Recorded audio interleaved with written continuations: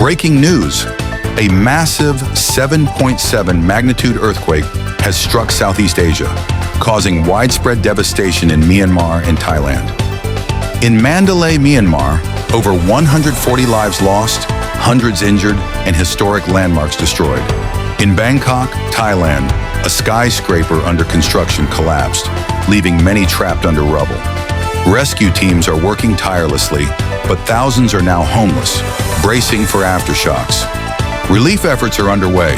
If you want to help, donate to trusted aid organizations. Stay informed, stay safe. Follow for more updates.